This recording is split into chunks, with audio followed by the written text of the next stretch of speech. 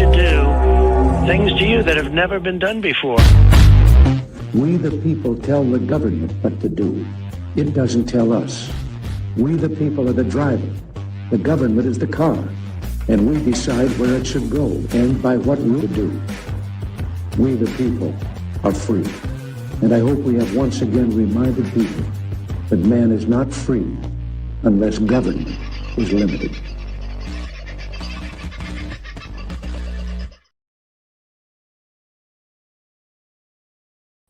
Bring myself up like that, push the button, and voila, we appear. How are you, folks? Hope you're having a bloody good sort of a Thursday. You might be a little nervous. There's a bit of nerve in the air at the moment with what's going on in the world, and we'll talk a little bit about that tonight.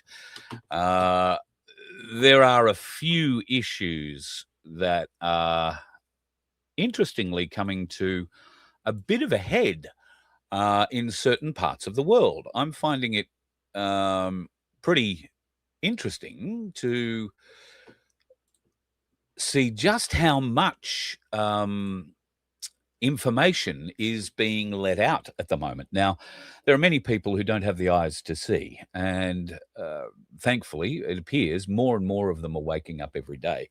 And I'm sure in your circle of friends, family, you are being asked more and more questions. In fact, I've been talking to some of you in the last few days, and that seems to be exactly what's happening, which is great. But I've had recent experience with somebody who's just waking up to new things, and it's made me a little introspective and made me reassess the way that I approach these people, particularly if they are getting into this space, which is coming on and trying to tell you what's going on in the world. I've had a very interesting time, as I guess many people have, trying to get a hold of Madison King. And the only reason I have an interest in Madison King would be that I believe she speaks, well, when she first came on the scene, she was very exciting. She was very motivating. She spoke directly to Black and white Australians and made us feel like a family. I was very impressed with her. And I thought, great, let's see whether or not we can help her attract a bit more of an audience, and would love to have her on this program for that reason. I've tried, I don't know how many times, to get in contact with her. I've sent messages. I don't have a phone number, but every social media, I've rung her business and left messages. So, yeah, you know, it's strange. Anyway, I left a message on a post of hers on Facebook the other night. And yes, it did have a barb or two in it because I'm sick and tired of reaching out and being ignored. I didn't get ignored this time. I was left in no doubt as to what sort of person Madison is. And it's a bit disappointing. I've got screenshots, but there's no point in bringing up any of that. What it woke me to was the fact that when new people come into this, when people who are just making discoveries that we made, some cases years ago, 4 or 5 years ago, and they begin speaking and telling the truth as it was, I'm very keen to help them learn. I would give more information, provide a few more rabbit holes, and let them do a bit more research if they really want to find out the dark and evil stuff. And she's recently seen what she believes to be some dark and evil stuff. Well, I can show her some stuff that'll make her hair fall out. And if she thought what she has seen is bad, she's got a long way to go in what is actually going on in the world. And that's why I figure her reaction, to a point, I'm not going to excuse it because her reaction was ridiculous. It was abusive, put it that way. But I'm thinking back to when I was just discovering the things that she's come across and starting to believe that they were real. And I don't know, I probably would have been a bit short with somebody who'd sent a message like I had to. So I wish Madison all the best. I hope her journey continues. I hope she doesn't stop learning. I did think that she was potentially a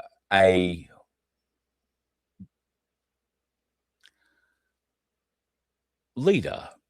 I don't want to use that word, but she has the ability to show people a new path. And I thought she had been doing that, a unified path, a black, white, together, we are family path. And that is the face that she was projecting. Recently, all that's changed. She's become a lot more polished in what she says to the camera. And it's very easy to do that when you're recording everything. One of the reasons that I think that she's probably not, and I don't think anybody has done an interview with her, except maybe Michael Gray Griffith, I have an idea.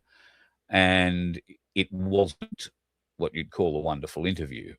So whether she got struck by nerves or I find that people who do not want to be interviewed generally do not know much about the topic they've been speaking publicly about, and certainly don't know enough to wing it in a one-on-one or whatever kind of an interview and explain what they know, because they're still not confident in it.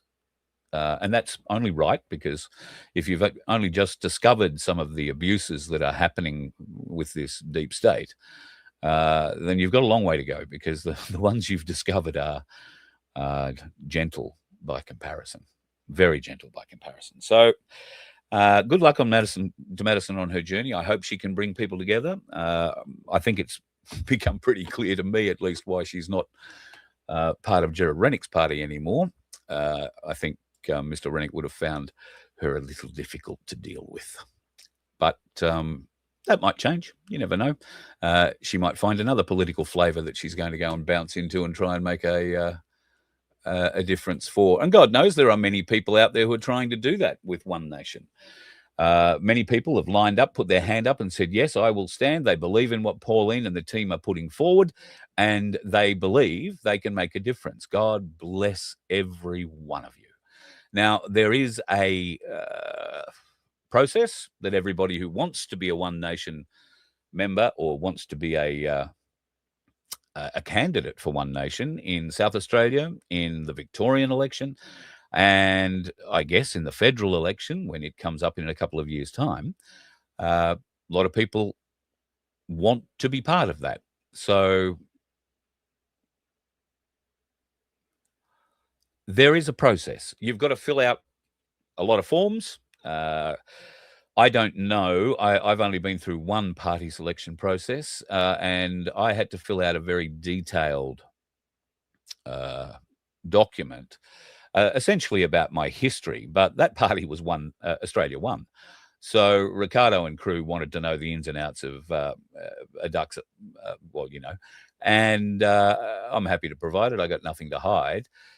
But it was an interesting, a very interesting exercise. And I'm sure One Nation's exercise to become a candidate would be similar. They'd want to look at, and I'm guessing here, they'd want to look at your social media. They'd want to talk to previous employers. They'd want to know people you got along with and people you didn't get along with. They'd want to know whether or not there's something that's going to pop up in, you know, down the track that is going to embarrass them and One Nation, potentially damaging their campaign. And they have a right to know those sorts of things. So I know that a number of people who have, well, I can certainly think of 3 people that have put their names forward to be candidates, 2 in Victoria and 1 in a national sense when it comes up. But the 2 in Victoria have already applied, and they are bloody good people, folks. I hope the selection process gets them through, and I'm sure that there are many more people that I'm unaware of who are sticking their hand up for One Nation too. So all power to you. Good luck, and I hope that life, the universe, and everything improves for us all. It's probably not going to do that in the near future, though. Say hello to a few people. Tony was first in the house tonight. Vincenzo has joined. He's going to be putting up a few comments. I might get him in for a chat in a little while once I get through a few pieces here. Toxic, lovely to have you in, dude. And the wonderful Aussie Sue, who always tells us to please give us a thumbs up. Share the show. Subscribe to the show. And share tonight's, because, well, it may not be on after we finish tonight. So we're going to talk a bit tonight about some of the strange goings on with this conflict. We can't call it a war. Only Congress in America can name something a war. So we're going to call what's happening in Iran at the moment a conflict. And it has become exceptionally clear to anybody with eyes and ears that Donald John Trump is not running this war. The President of the United States of America has very little say in what is going on, in this conflict. Benjamin Netanyahu is very definitely running this shit show, and it is quite a show. Now, I played something for you last night from one of his government ministers, a well-respected long-term Zionist in the Jewish parliament, who was making a speech in the last few days saying, oh, well, Iran's sorted now, but now Turkey is the problem. Is it just me, or are you seeing the fact that Israel is taking this opportunity to clean up the Middle East, what it considers to be cleaning up the Middle East? I think it's pretty disgusting, the way that they're going about it. But there are so many interesting historical oddities, let's call them. For one, let's go back to 2018. Now, in 2018, Pete Hegseth, the Minister for War or whatever he is, hadn't been named that just yet, but he did go to Israel and he made a very important speech. And today, Jennifer and I and others had a chance to go see the Western Wall of the Temple Mount, the Western Wall tunnels, so much of the old city. And as you stand there, you can't help but behold the miracle before you. And it got me thinking about another miracle that I hope all of you don't see too far away. Because 1917 was a miracle, 1948 was a miracle, 1967 was a miracle, 2017, the declaration of Jerusalem as the capital was a miracle, and there's no reason why the miracle of the reestablishment of the temple on the Temple Mount is not possible.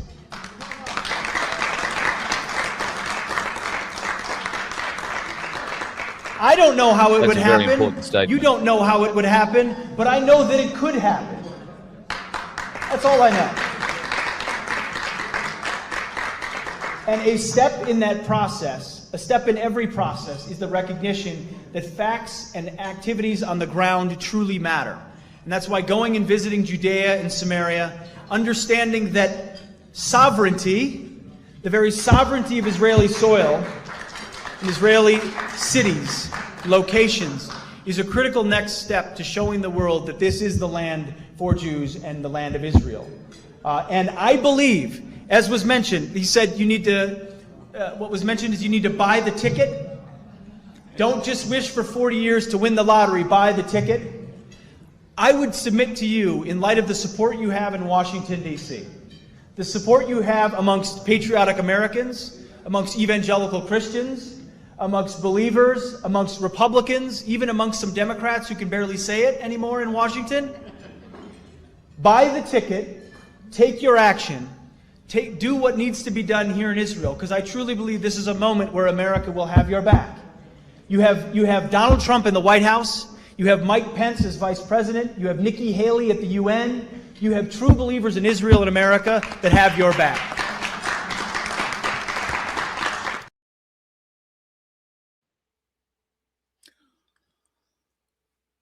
I don't know that the American people were meant to see that speech. That happened in Israel in 2018. That's Pete Hegseth. The Minister for War today, the minister who, or what do they call him? I don't know. The Secretary for War, I beg your pardon.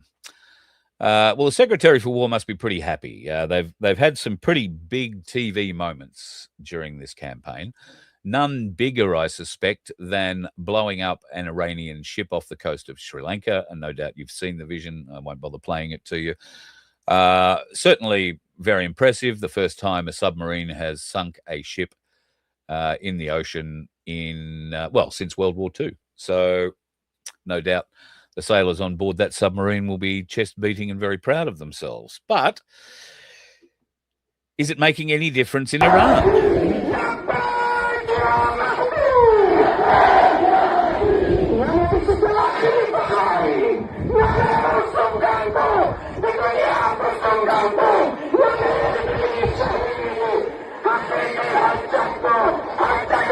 that sound like,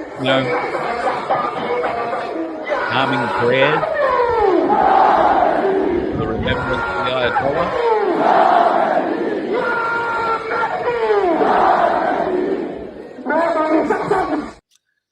There's now a huge amount of evidence suggesting that Iran has no nuclear weapons, and that, in fact, the Ayatollah had said on numerous occasions over many, many years that they had no interest in gaining nuclear weapons. There was, in fact, an agreement between Iran, China, Russia, America, Israel, Austria, Turkey, a couple of other states I can't think of, and that deal was signed to keep Iran nuclear free. And it was signed by all of the big players: America, China, Russia, Korea, North Korea, that would be, not South. Yeah, quite a number of countries signed it. The French signed it. The Germans signed it. Nuclear-powered countries signed it. And Iran agreed to it. Now, this document dates back tens of years. But what happened in 2018? Donald Trump was in the White House in 2018. And what happened? Donald Trump tore that peace deal up for no apparent reason. It was all done very quietly. And it allowed then Israel to set forth on the path that it appears to have been chosen. There are consequences for making those decisions. This is vision from Tel Viv. Now, there's no sound on this vision, but you can see that this is a street in downtown Tel Aviv. The entire street has been pretty much cleaned up. I get the feeling it may have actually been the site where this rocket came in. Now, this is a ballistic missile striking a building in downtown Tel Aviv that is supposedly part of the Mossad's command and control structure. So if that were the case, then maybe so. There have also been further developments in other parts of the Middle East, with more attacks happening in strange places. This was Saudi Arabia, and this is another look at some parts of Tel Aviv. Tel Aviv has taken a hell of a pounding. Israel has taken a hell of a pounding. We are hearing, but have no evidence of, nuclear power stations that have been hit with ballistic missiles, water desalination plants that have been hit with ballistic missiles, or drones. We are dealing with fires started by drone impacts at the world's largest refinery in Saudi Arabia. That fire is under control, and it's in a small area. It's not going to affect too much by way of their oil production. And at the moment, that's probably okay, because if you have a look at this map, that is the Straits of Hormuz. Now, at the moment, the straits are, well, pretty quiet, I would have said. Now, anything that is green that you can see on that map is not an oil or a chemical carrier. That's a container ship or something else. Anything that is a red arrow is a oil or chemical container or chemical carrier. And some of those are the VLCCs, which are the very large crude carriers. They are the largest ships in the world. I believe there are 8 of them lined up on the outside of the Suez Canal waiting to get in. And there are a couple of them on the inside waiting to get out. And it is clear there are some who are moving to get out. Now, they're filling up You can see here in Kuwait and in Oman, there is a lot of cargo traffic just hanging around Iran. And of course, in Bahrain, what do we see here? There you go, another oil carrier just there. So this is the AIS system, Marine Traffic Tracking System. You can look it up yourself. It doesn't cost anything, and it can be pretty interesting if you want to zoom out and see where all the ship traffic in the world is. It shows you the position of every ship on the oceans, every ocean, anywhere in the world, as long as they have their AIS tracking system operative. Sometimes they don't. And that was the case for a number of these larger vessels, larger oil vessels that were on the outside of the Suez Canal. They turned their AIS trackers off and sailed through the Straits of Hormuz, and then turned them back on again when they were up deeper in the Gulf up near Kuwait. So America has now come out and said, you don't need to be worried, people. America is going to pay the insurance and, if necessary, escort lines of tankers through the Straits. The boast has been that Iran's navy is no longer existent. There has been another boast that Israel and America now own the skies of Iran. That means nothing can fly in Iran without the say-so, if you like, of the Americans. If it does, it'll be shot down. Although we've already proved that the Americans don't have much say in this. It's clearly being hyped and continued by BiBi Netanyahooooo and his Zionist crew, which is just making me sick. I think that it's going to get a lot worse before it gets a lot better. They're talking about a ground war now, a limited ground war. They're going to have to put boots on the ground. Well, there have been boots on the ground already, and those boots are not wrapped in leather and patriotism from the United States. Those boots are wrapped in sheepskin. They are the Kurdish population. Now, the Kurds have been fighting for their part of the Middle East since World War I. The Kurds were left with nothing at the end of World War I and essentially became nomadic peoples who now live in sort of a weird bit of land that includes Turkey, Syria, Iraq, and Iran, a northern mountainous area in Iran particularly. And that has provided a very interesting corridor, I think, for a lot of America and Israel's ordnance to come into the north of Iran. I would say that the folks in the Kurdish groups have already got CIA and American special forces on the ground with them.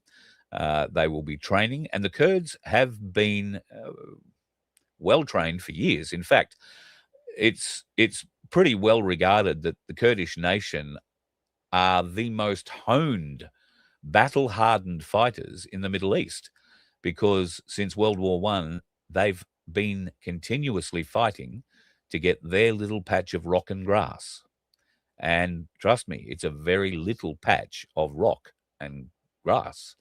So the Kurds are now in a position where they can help Israel and they can help America by providing the boots on the ground into Iran, with obviously a bit of support from the Americans and the Israelis.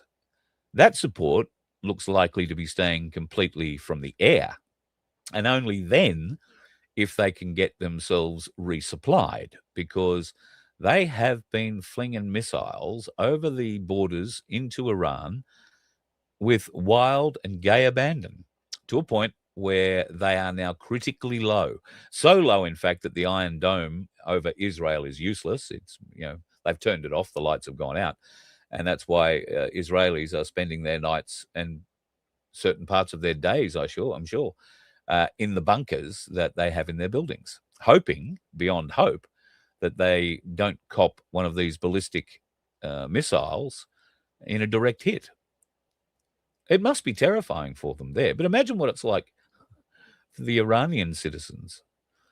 They don't have bunkers. They've got holes in the ground and sticks and stones for the most part to protect them. The Ayatollah, well, I don't think he's worrying about too much anymore, and anybody who thinks they might be the Ayatollah will right now be buried so deep underground in a hole that nobody's ever heard. It's probably just been dug this week for him.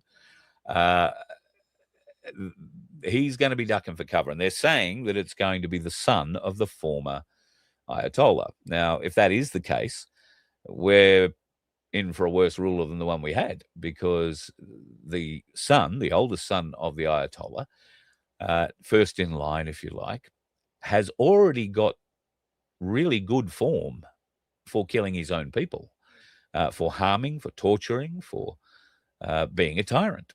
So if Donald Trump and BiBi Netanyahooooo are to be believed, and I don't think Donald Trump is saying too much at the moment that BiBi Netanyahooooo hasn't put into him, they're making it pretty clear that they've killed the entire Iranian leadership team.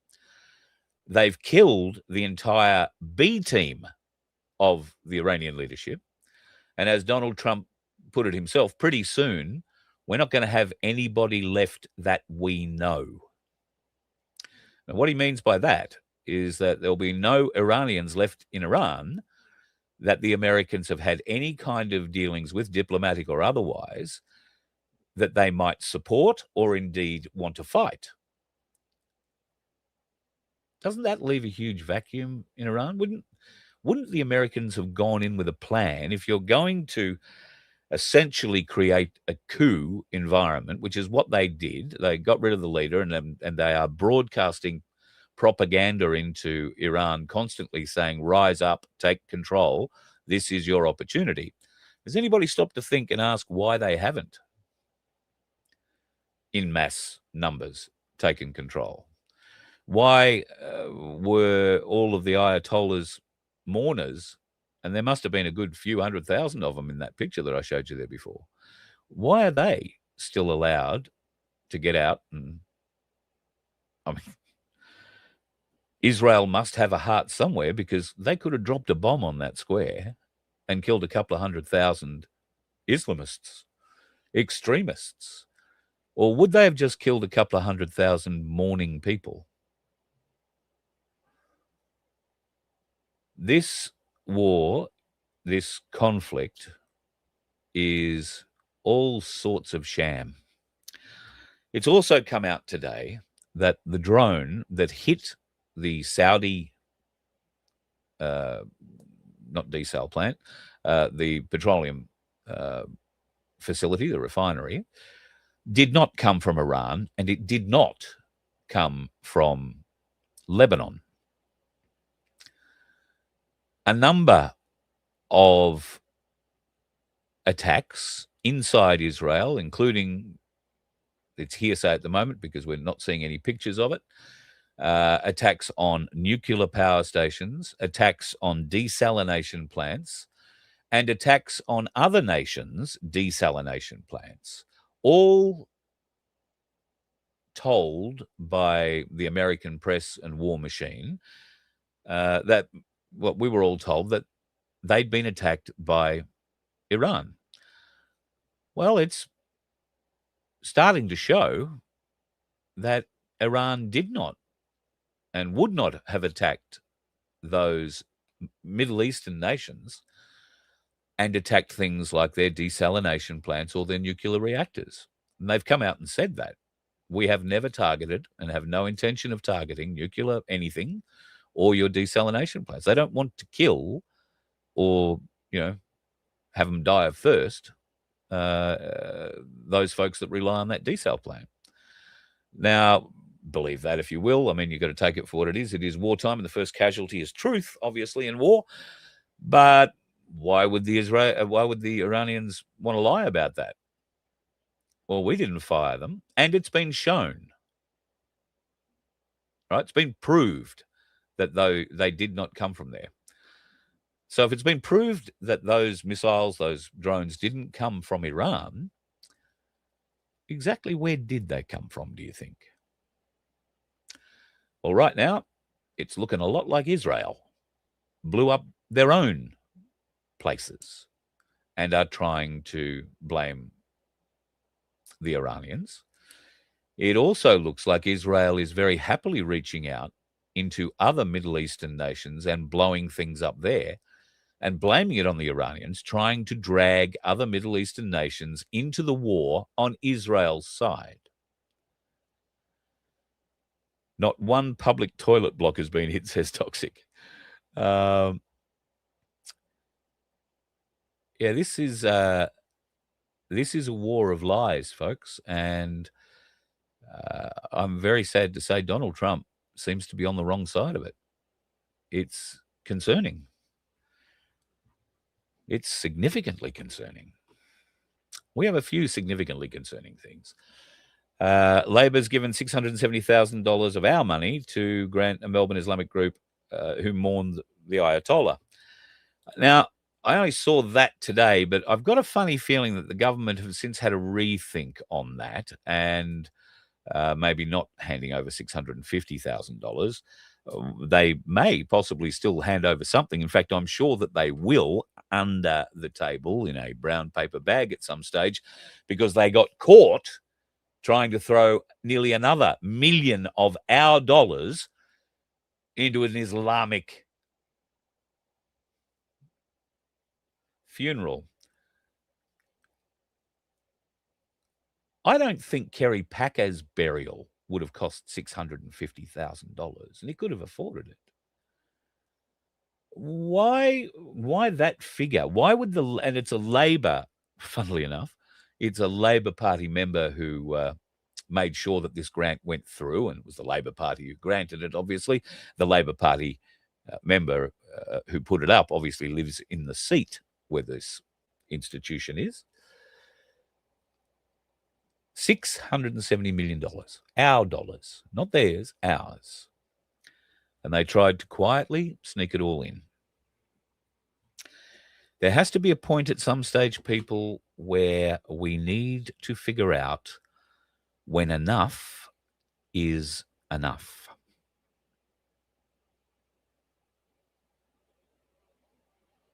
Because if we don't, we are going to be dragged into a war that we have no part in, but the war isn't going to be in the Middle East.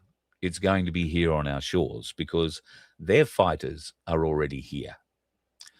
And as has been advertised a lot in the last 2 days, this war is now a religious war. Marco Rubio said it. BiBi Netanyahooooo said it. Now that it's turned religious, this is a bit of a problem. But maybe will let us know how it's all done. To blow up a bus full of children or a building full of innocent civilians, you have to grind it into their minds. You have to wash their brains and tell them there is a higher cause out there. It's religious, ethnic, racial, whatever. And for that higher cause, you can disregard all the normal rules of morality. Sometimes they have to be bombed into going to war. The bombing of September 11th opened the eyes of Americans to see the great conflict and the great danger that faces us. And once opened a book in 1995, and I said that if the West doesn't wake up to the suicidal nature of militant Islam, the next thing you'll see is the militant Islam is bringing down the World Trade Center.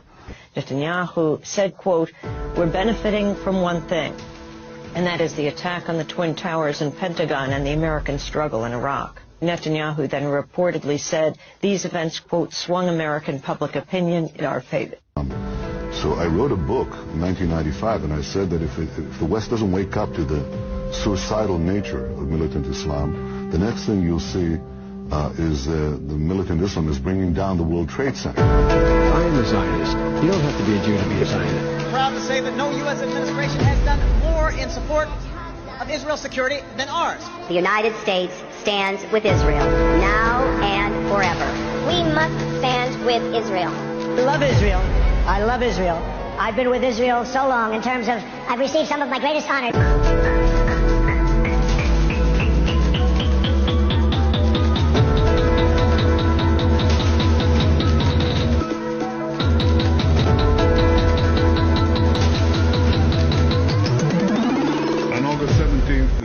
4 months ago, I sent Prime Minister Albanese of Australia a letter in which I gave him warning that the Australian government's policy was promoting and encouraging anti-Semitism in Australia.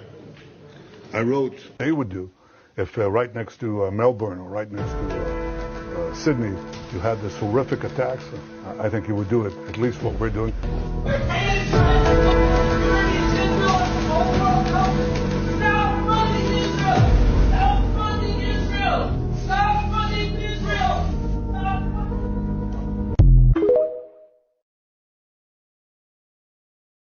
That guy yelling out, "Stop funding Israel." I'm not sure if it's the same guy that was dragged out of the Congress in the last 24 hours.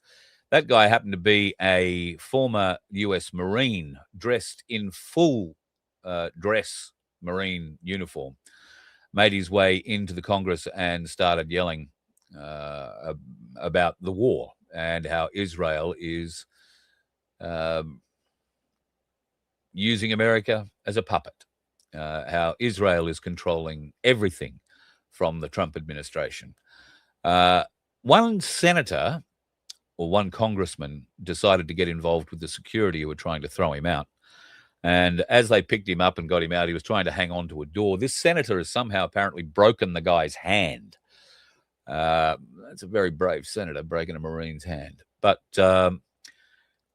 they are desperate. They are desperate to make sure that that sort of knowledge is not shared to the American people. And they certainly don't want it yelled out in the US Congress with television cameras and microphones and very important people everywhere. You can get the look on the FBI director's face there. Kash Patel looks like he just had a fairly large thermos jammed up his jacksie. So there is a lot more going on here, folks. And I've told you before, don't be surprised if Donald Trump is the first arrest. Don't be surprised if BiBi Netanyahooooo and Donald Trump are the first arrests. There are now calls from China, as Donald Trump likes to call them. He wants to make sure that China can't be a problem for America. China are already a problem for America. They have at least, I would say, comparable military power. And they right now have a whole heap more tangible wealth than any Western nation anywhere. They are the leaders in this new financial order, which is in part what we're seeing, the destruction of the fiat currency. Now, you might think it shouldn't be that hard to destroy, but it's difficult to comprehend just how big this financial farce is. And can I tell you that the shipping companies have a lot to do with it. We think the banks are the bastards in all of this, but the deeper you dig, and when you get toward and practically to the bottom of the well, you discover that it isn't the banks who control the financial systems of this world. It is the insurance companies. And those insurance companies are now raping the world for as much as they can get because they know it's all over. They can't print money anymore. So now they've just got to get it whichever way they can, and creating wars and associated other bits and pieces will do it. We are going to find in the near future, I think, a lot of struggles from smaller countries who are going to find a lot of pressure from America and Israel to come and join. Australia has felt some pressure. We have sent military assets, although Albanese isn't speaking too much about them. He's saying we have sent assets to the Middle East to try and help facilitate Australians coming home. It's my understanding that 3 planes for Australia, bound for Australia, left Dubai this morning and are arriving today or this evening. Some may have already arrived. There are more flights planned overnight and tomorrow. These are not military aircraft. These are, from what I understand, normal wide-body flights. These flights are only leaving with the permission of those that control the airspace and making sure that nothing's, whether that be American, Israeli, or Iranian, flying around, so that the people carriers can get off. But if America truly does have air superiority, if they have air and ground superiority, but air particularly, over Iran, then there should be absolutely no reason why any of those airports are still closed, because Iran can't fly anything, can't shoot anything, because apparently they've lost all their ballistic missile launchers. The Yanks have gone in and cleaned all them up. Apparently they've blown up all the tunnels full of all the drones. I guess we'll wait and see what rains down on Tel Aviv overnight, but or vice versa. But I think people are starting to wake up to the fact that it is not Donald John Trump who has anything to do with this, well, controlling this conflict. It is entirely to do with Israel. Would it surprise you to learn that the recent visit by the Israeli, I think he's called the president, Herzog is his name. He came here, he went to Bondi, he basically passed on the message to be, fall in line, do the right thing, support the Jews, get rid of anti-Semitism. But what they are in fact doing is jacking anti-Semitism up every step of the friggin' way, the bastards. But would it surprise you to learn that the president of Israel had a quiet and very private meeting with one very important Australian bureaucrat?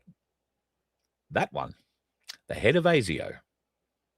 A secret meeting. Well, it's ASIO. Isn't everything secret? But anyway, they've had a meeting. Now, I wonder, what would that meeting have been about? Israel advising our head of spies what's going on? Or maybe he was apologizing for the 2 Israelis who were caught in Dubai, I think it was, after murdering somebody. They were caught on Australian passports that were fake. Maybe he'd come and apologize for, making up fake Australian passports and sending Mossad out to kill people. I don't think so. Pretty confident they wouldn't have done that. Oh, Canberra Prime Minister was Canada Prime Minister was in Canberra today. Well, there you go. That's a bit of fun. Jinder Lee, haven't seen you for a while, brother. Good to have you on, mate. Great to have you back. Now, what else have I got to show you here? Oh, here's an interesting picture. Aussie politicians that look like other celebrities. I think this is a bit rude, but I got a bit of a giggle out of it. And Sarah Hanson-Young, what a piece of work she is, I've got to say. Rotten piece of work. But the best one of the lot is that one at the bottom. Now, I had a conversation today with somebody who had been up close and personal with Jacinta Allen recently. Now, this person had no reason to believe that Jacinta Allen wasn't what she portrayed herself to be, a moronic Labor person who is corrupt to her depth. But it turns out there might be a little bit more there, including the Adam's apple that's bobbing around underneath that chin of Jacinta Allen in Victoria. So, Victorians, have a close look. Keep an eye out. She could be another one like that, the head of the Reserve Bank of Australia. They try and tell us that's a woman. Eesh. Eesh. Very bad. Let me have a bit of a glance down here into the chat. What have we got here? 45 minutes. I've still got a few other things I can tell you about. Just see if there's anything worth chatting. Sandy, hello, Sandy Love. I saw that you have had a bad day today somewhere, but I didn't see why. So I hope you and Baz are doing all right. I saw your little video of Baz feeding out. The Good Samaritan Donkey Sanctuary folks always need your help, always need our help, and we can help only if you can help. So please go and get a ticket from our merch website, merch.vofhq.com. It's only $2 and you stand a chance to win $750. We would love to give it to you. Unfortunately, if you're in Victoria, you can't enter anymore because Victorians are unallowed to win anything. You can't have good fortune. We are not allowed to give you $750 because, well, the government doesn't get their slice of it. The government are very happy for us to give away $750, but they want to charge us many thousands of dollars for the permit, or they want us to completely redo the entire thing in a way that is impossible for us to do. So sorry for the Victorians. If you would like to donate, you can go and hit the donate button at vofhq.com and stick your $2 there. It would be gratefully received. And it is, very definitely going to be needed.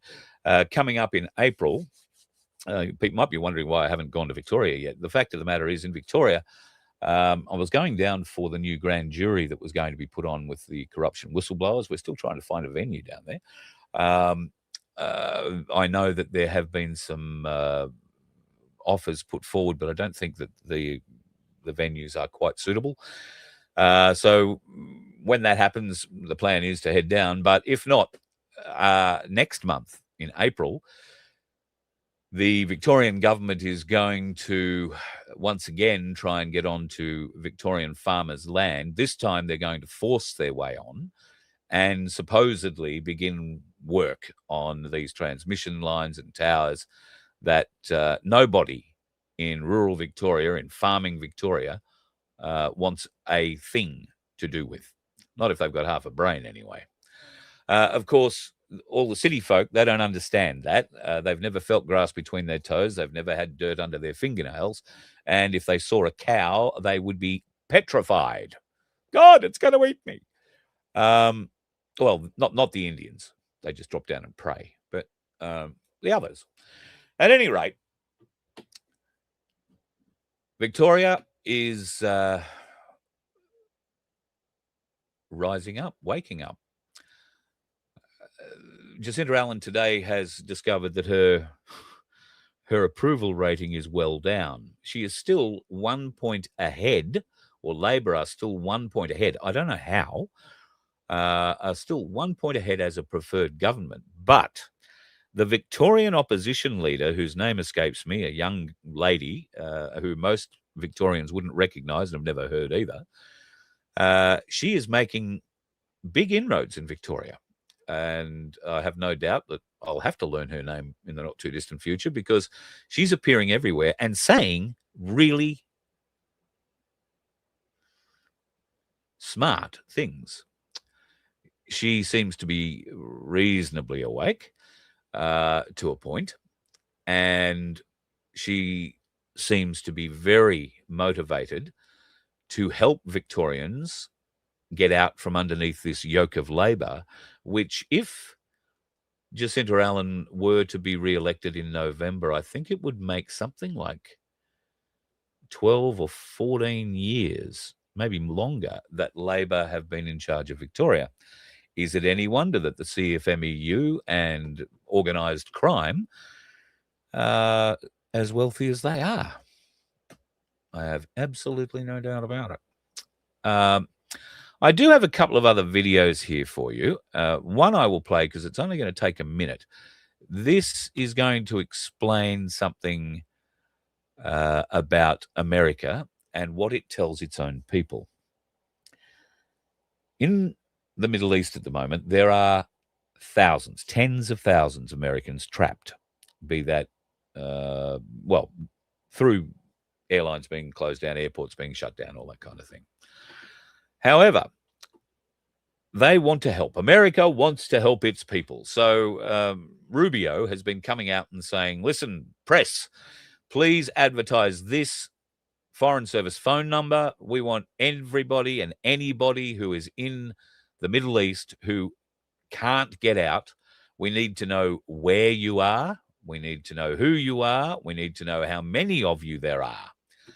So please advertise this phone number. This is Marco Rubio begging the press to promote this phone number so that trapped Americans can ring home for help. Watch this. So Secretary of State Marco Rubio urged news organizations to put the 24/7 State Department emergency line out so that Americans who are stuck in the Middle East can get help getting out of the region, register their names and not. But listen to what happens when you dial the number. Please do not rely on the U.S. government for assisted departure or evacuation at this time. There are currently no United States evacuation points. Please continue to check the embassy's website for updated information. So, in the event of ongoing... The bottom line is, if you're looking for help, you're stuck in the Middle East and you can't evacuate, there's no help yet from the United States government. You can call that number, you can go through the website, you can register your name so you might get updates later.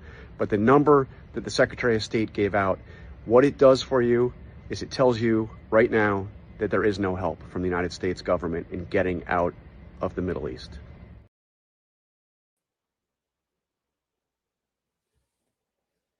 Three planes today to Australia. One yesterday. I'm sure there's more of them getting out. In fact, I could probably bring up flight radar. We could see if anything's coming out of the airports now. There are 2 international airports in Dubai. I understand that in Bahrain, there is some apron damage at the airport there, which might inhibit aircraft movement, but they'll be working very hard to fix that. And there was some explosions in Abu Dhabi, but Abu Dhabi's airport, while it is an international airport, it is not the main port. Dubai is.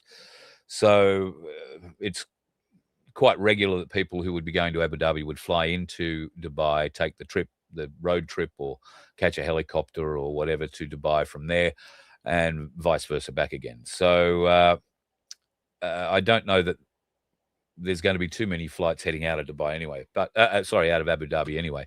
But out of Dubai, it shouldn't be a problem if, as they say, they have control of the air. If they've stopped the missiles from being fired, God knows, if they haven't stopped the missiles, then it's probably a bit dangerous to go flying around, because in the first retaliatory strike, Iran took out all their ability to see over the Middle East. The 2 huge radar installations that they took out in Bahrain and Qatar were designed to give a 5,000 mile, not kilometer, 5,000 mile range. And they could see everything from ground to infinity, essentially. But not for very long. Each one of those installations cost $1.2 billion to make as well, which made it interesting. All right, before we go, he's been such a wonderful bloke sitting in the background and throwing things up. I'm going to get him waving. And oh, no, he's waving and saying, no, I don't want to come on. Oh, put your clothes back on, Vince. God, don't wave that at me. God, that's awful. Bloody disgusting. Jeez, the things that people do not to get on the screen, I tell you. Lots of love for Vince in the in the chat. Don't worry, folks. He didn't take his clothes off. My eyes are still with me. I didn't get them burnt out. I've had an interesting chat today. I'm going to foreshadow something that's coming up on Monday night. Watch out for Monday night's show. It's going to be a very in-depth show, and it's going to be about the jab and associated other things. I've received a lot of documents today. In fact, we've all received them, I think, and you're probably going to hear a lot about this next week, but Monday night we'll have Donna on the show to discuss what she's discovered about the jab, and more particularly about what's in it and what it does and how it does it. So that's a show that you might want to sit down for on Monday night. I don't think there's going to be much comes out of it that makes you feel great, but you will feel a lot more informed and knowledgeable, and you may get yourself armed if we have to go back into this battle again. And speaking of battles,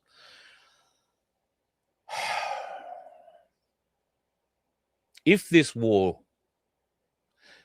is turned on its head, if Israel are able, by deception, to suck other nations into this fight, if Australia, for whatever reason, says we're going to get into this fight, now they've sent people over and assets over to try and get people back out of the country. I don't know what sort of assets they would be, Hercules or something like that to fly them out. I've got to say, a flight from Dubai to Australia in a Hercules would be a very uncomfortable proposition. But, plenty of the army guys do it. But, they're not known for their seating capacity or their toilets, should we point out. So that could be a bit ugly. We also know that there are some 80-odd Australian servicemen and women on the ground in Dubai. I can tell you that we do have military equipment on the ground with them, including things that fly and shoot. This is part of a regular deployment, if you like, to that area where certain squadrons are sent out and, work with other allies, if you like, in the area, and they might go for 6 months or 8 months or 10 months or whatever it is at a time, and then they rotate in and out. So that's essentially the people that we have on the ground over there at the moment, a squadron, and they're in a very safe area. As safe as you can be on one of the largest US military bases in the world. But Australia has a little corner of it, and as long as we stay out of the fight, I don't think we should have the fight brought to us here. But we've seen Benjamin Netanyahu tonight say, well, sometimes people just need to be pushed. Sometimes they just need to have a bomb go off near them to motivate them. Sometimes they just have to have a jihadi shoot up a beach full of people so that the government learns its lesson when they didn't learn it after I sent them a letter 4 months ago saying, be very careful. You're going to get extremism. And if you haven't woken up to the fact yet that there are more question marks over that Bondi massacre, and not to do with jihad, but more to do with Jews, then you need to do a lot more studying. The video I played you tonight should show you the Jewish political Zionist system is very, very comfortable in false flag attacks to bring other nations into a war that Israel started. Israel is the aggressor. Israel has always been the aggressor. They're just really good at playing the victim. Well, I hope, folks, that the world is waking up, because it seems, if it's not, our dickheads have migrated off the roads and are now inhabiting some of the more dangerous places in our society. Love your company tonight, folks. Thank you for the people who've rung me today. You know who you are. I've received a huge amount of information from all of you. Thank you very much. And there has been some discussions about the cruise. Now, Vince and I are talking about what sort of things we are going to put together for the cruise. If you want a T-shirt, we're going to need your size. So you've got to email me, carl@vofhq.com. Tell me what size you want, and I'll give you an idea. The shirts that I've got are 3X shirts, I think, and they are big on me. So they're big sizes, and they are really top quality shirts. But you just might, want a mug or a stubby holder or something that'd be useful on the cruise. We're not sure what we're going to pull up together, but we need to, if you want clothing, we need to know your sizes. So please email me, carl@vofhq.com, if you're already booked on the cruise. If you're not, I believe you can still book on the cruise. Those who had pre-booked, if you like, had to be paid by February 16, I think it was. But that doesn't mean you can't get on it now, and you probably get on it cheaper than we did if they've still got berths. So go and check it out. It's the Carnival Cruise, leaving Brisbane, going to Airlie Beach and back to Brisbane. It's a 4-day cruise, leaving on the 4th of May. We'd love to have you on there. Tony's coming. In fact, Tony's going to come and park his car here, and we'll hold hands and go to the boat together, I think, by the way that's going. So it could be a lot of fun. Regardless, we will have a ball and we will be safe, because I'm pretty confident there are a lot less dickheads on the water. Well, unless you're in the Middle East. You let one ant stand up to us, then they all might stand up. Those puny little ants outnumber us 100 to 1. And if they ever figure that out, there goes our way of life. It's not about food. It's about keeping those ants in line. That's why we're going back. Does anybody else want to stay?